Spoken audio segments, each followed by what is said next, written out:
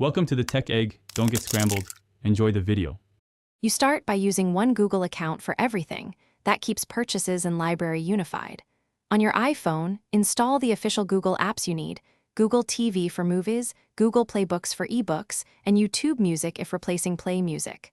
Once done, open a desktop or mobile browser and sign into Play. Google.com with that same account to add or confirm a payment method.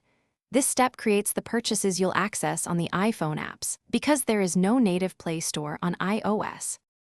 Now buy or redeem the content you want on Play.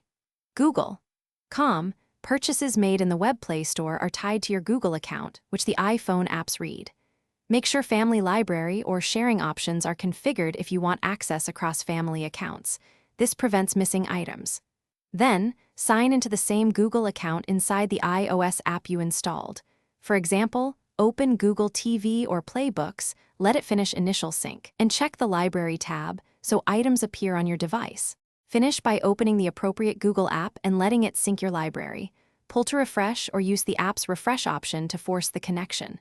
Once items appear, tap Download for offline access and adjust playback or reading quality in settings if needed. If something goes wrong, sign out and sign back into the Google account first. Confirm the purchase shows at Play. Google.com, check region restrictions and payment status, and enable background app refresh and network permissions so the app can fetch your content. Thanks for watching. Consider subscribing if I helped unscramble your problems.